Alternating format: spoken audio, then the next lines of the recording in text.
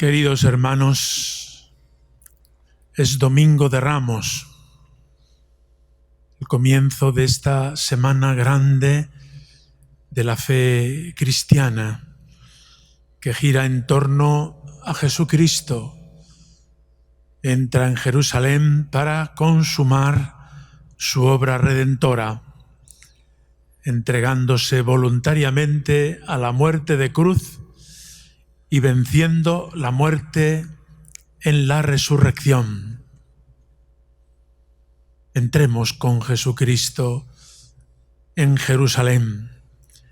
Este día, Domingo de Ramos, tiene como dos aspectos complementarios. El primero es la entrada gozosa, triunfal de Jesús en Jerusalén. Eso sí, a lomos de una borriquita. En muchos lugares, también en nuestra ciudad, la procesión de hoy es la procesión de la borriquita, que es llevada por niños, adolescentes, jóvenes, recordando aquel momento histórico en el que Jesús entró en Jerusalén y los niños le aclamaron espontáneamente, cortando los ramos de olivo y de los árboles que había cerca y poniendo sobre el suelo sus propios mantos, adultos y pequeños, y aclamando: ¡Viva, viva el que viene en el nombre del Señor! ¡Hosanna al Rey de Israel, al Hijo de David! Es como una proclamación por parte del pueblo de este mesianismo de Jesucristo, que a lo largo de su vida terrena había mandado callar para que no malinterpretaran su realeza, su mesianismo, su salvación, ya que Él ha venido a salvar desde lo hondo del corazón. No ha venido sin más a arreglar los problemas externos, diríamos políticos, que ciertamente habrá que arreglarlos, pero no es tarea de Jesucristo, sino ir al fondo para sanar la herida profunda del pecado y de esta manera hacer un hombre nuevo que será constructor de un mundo nuevo, la novedad que brota de la redención de Cristo y de su gloriosa resurrección. Pero ya en la entrada a Jerusalén, aunque Jesús entró humilde a lomos de una borriquita, dejó que le aclamaran los niños, los jóvenes, de manera que algunos adultos mandaban callar. Y Jesús les dijo: no se lo impidáis, que si no hablan ellos, gritarán las piedras. Jesús, por tanto, asume esta tarea redentora como Rey de Israel, como Mesías que viene a salvar. Hosanna al Hijo de David. Ya no hay peligro ninguno de que malinterpreten su reinado, aquel al que algunos apelaban pues para tener comida gratis, porque había multiplicado los panes, o aquel reinado al que acudían los hijos del Zebedeo, dos de sus discípulos, Santiago y Juan, y su madre ordena que mis hijos se pongan el uno a tu derecha y el otro a tu izquierda. Qué paciencia la de Jesús. Lleva predicando el reino de Dios tiempo y tiempo, y los que están a su alrededor no se enteran. No nos extraña, porque nos pasa a nosotros lo mismo. Acudimos a Dios por la cuenta que nos tiene, para pedir este o aquel favor de tipo material, y resulta que Dios quiere darnos su misma vida, nos quiere dar su gracia, su perdón, su misericordia, y nosotros andamos con las migajas del entorno de esa mesa del Señor. Entremos, por tanto, con la alegría propia del Domingo de Ramos. Es un día festivo, gozoso, Entremos con Jesús en Jerusalén y aplaudamos, y con nuestros ramos, nuestras palmas y con nuestros cantos digamos también: ¡viva Jesucristo, que es nuestro Rey, el único que viene a salvar el mundo! Y en la segunda parte de la liturgia acabamos de escuchar el relato de la pasión. Impresionante. No puede uno escuchar este relato y permanecer impasible. Se trata de los relatos más antiguos desde el punto de vista histórico, puesto que fue lo primero que se redactó y se escribió. ¿Cómo ha sido?, preguntaban los discípulos que iban surgiendo en las comunidades cristianas. ¿Cómo fue? Les preguntan a los apóstoles: contádnoslo. Y los apóstoles relataron: Mateo, Marcos, Lucas, Juan. Hoy nos toca escuchar el relato de la pasión según San Mateo. Pero todos ellos coinciden, con algunos detalles, unos u otros añadidos. Jesús es traicionado. ¿Cómo duele? Cuando es un amigo el que te traiciona de esta manera. Judas ha perdido los estribos, su afán de dinero, su decepción ante el Mesías, le llevan a venderlo por 30 monedas. Y fue él, con un grupo de soldados y de policías, a prenderlo. Y les había dado esta señal: aquel a quien yo bese, ese es. Jesús le dice: amigo, ¿con un beso entregas al Hijo del Hombre? Incluso cuando estamos ofendiendo a Dios, Dios es misericordioso con nosotros. No nos fulmina ni nos echa atrás o se olvida de nosotros. Dios está continuamente ofreciéndonos su perdón y su misericordia. Amigo. ¿Cómo llega esa palabra al fondo del corazón de un pecador, como somos todos y cada uno? Jesús nos dice a cada uno: amigo. Y con un beso entregas al Hijo del Hombre. Nos ayude a reflexionar, porque en este lenguaje y trato con Dios estamos tan acostumbrados a estos besos y a estas traiciones que no nos impresiona.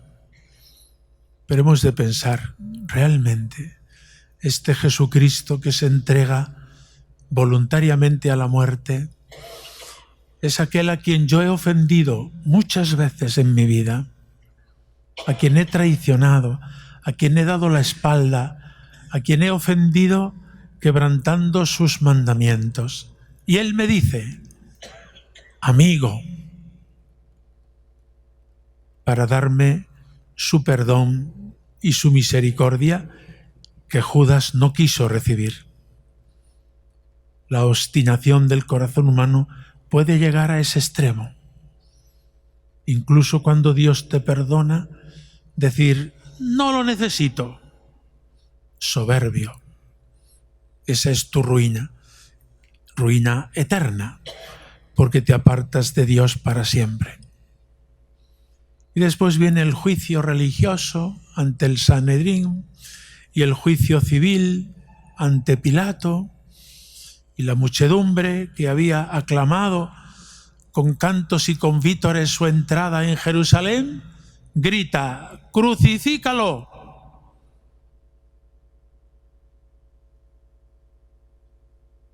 Y es condenado a muerte porque, siendo hombre, te haces Dios. Porque al preguntar, ¿tú eres el Mesías, el que viene a salvar el mundo? Jesús responde, sí, tú lo has dicho. Habían preparado testigos falsos para llevarle a una condena tramposa. Pero como Jesús hizo esa declaración abiertamente, dijeron, no hace falta testigos. Ha blasfemado, es reo de muerte. Y lo mandaron a Pilato para que ejecutara la sentencia de muerte mediante el suplicio de la cruz. Os invito durante estos días a que leamos la Pasión. San Mateo, San Lucas, San Marcos. El Viernes Santo es proclamada la Pasión según San Juan, porque cada detalle del relato de la Pasión nos interpela profundamente. Jesús ha venido a abrir de par en par su corazón, que es el corazón de Dios para los hombres, y manifestarnos su perdón, no un perdón de palabra, sino de verdad y con obras. A eso nos invita la Iglesia en esta Semana Santa. Entremos en el corazón de Cristo y permanezcamos allí, dice San Juan de Ávila en uno de sus sermones. Entremos en las llagas y permanezcamos allí, especialmente en la llaga de su corazón. Y ahí encontraremos refugio, perdón, fortaleza, alivio, esperanza. Entremos en las llagas de Cristo y quedémonos ahí durante estos días de la Semana Santa especialmente. Y nos acercamos a celebrar la Eucaristía en este domingo para comer su cuerpo, para beber su sangre. Era en ese contexto, como hemos escuchado en el relato al comienzo, en ese contexto en el que Jesús instituyó la Eucaristía. Y aquello que Él ha vivido una vez para siempre, lo ha dejado en su Iglesia cada vez que celebramos estos santos misterios. Anunciamos su muerte, proclamamos su resurrección hasta que vuelva. Llegamos, por tanto, a esta semana principal del año litúrgico en que celebramos la pasión, la muerte y la resurrección del Señor.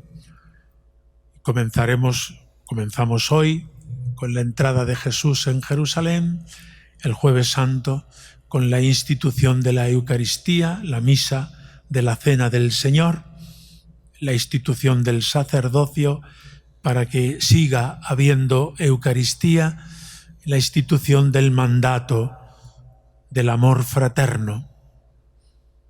Antes vamos a celebrar en nuestra Catedral de Córdoba el martes a las 11 la misa crismal. El obispo con todo el presbiterio y los fieles que quieran asistir, celebramos vestidos de gala como en las mejores ocasiones.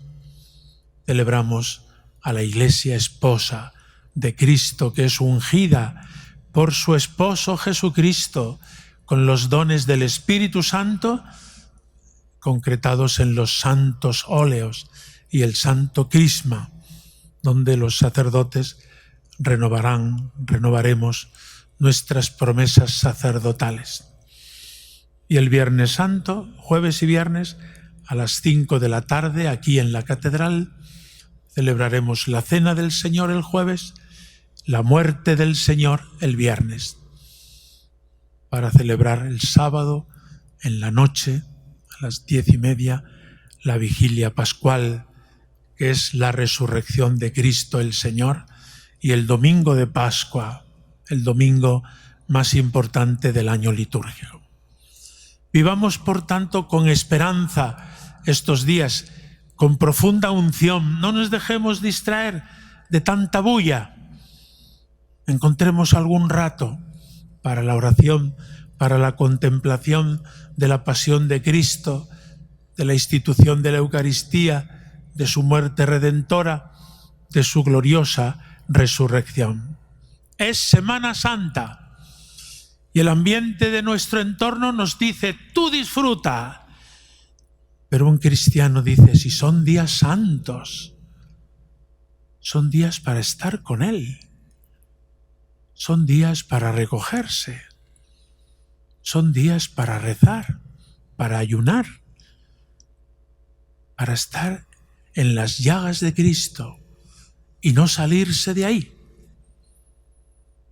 Vivámoslo cada uno como pueda. En la piedad popular tendremos una expresión de todo este misterio y Dios nos conceda su gracia abundante durante estos días santos, que viviremos con María, junto a Jesús, en el camino del Calvario, junto a la cruz, y participando con ella de la alegría de la resurrección. Y así sea.